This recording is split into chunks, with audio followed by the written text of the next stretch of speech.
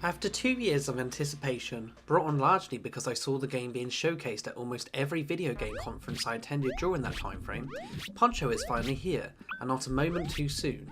But does Poncho live up to expectations?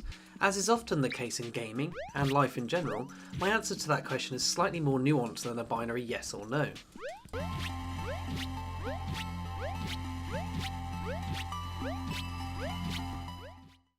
Poncho's most immediate feature is his gorgeous pixel art.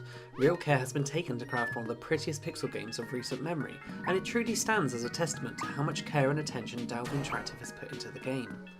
Cherry blossoms stir in the wind with fantastic clarity, NPCs animate with genuine lovability, and the world as a whole feels incredibly vibrant and alive, which is quite an ironic thing to say about a post-catastrophic pixel game.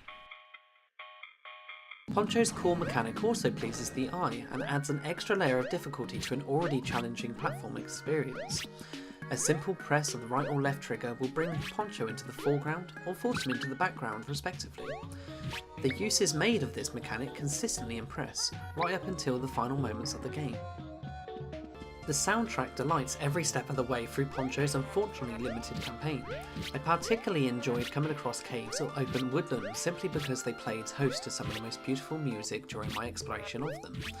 I still find myself humming the music to levels days after completing the game, which is always a sign of a stellar soundtrack. It's a shame then, considering how much I've almost universally lauded Poncho up until now, that the rest of the game simply doesn't live up to the standards set by the presentation.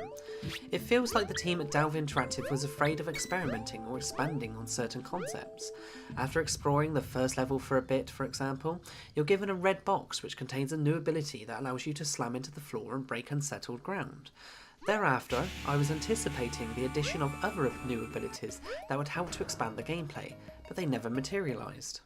Later on in the game, there's a lake stage which offers a brilliant new perspective of looking at the world through water and introduces its own unique challenges.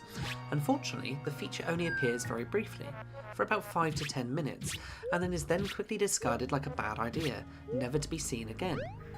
The same happens to a number of other new mechanics. They're introduced then rapidly shelved.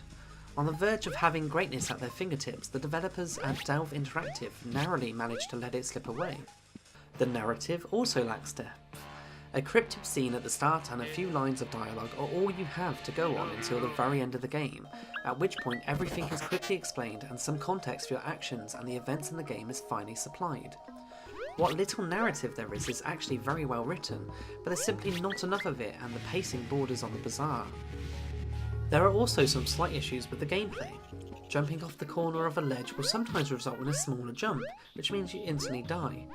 Moving platforms that transition between the background and foreground are sometimes out of sync, and there's a lack of visual cues to identify the layer of the world you're on when you're in the air, an issue that caused many deaths during my brief playthrough. It's a shame that Poncho has so many glaring issues. There are inspired moments throughout, and the pixel art is often incredibly high quality, but Poncho often fails to capitalise on the great ideas that are briefly introduced. It's still an enjoyable game to experience, but it could have been deserving of so much more than a lukewarm recommendation.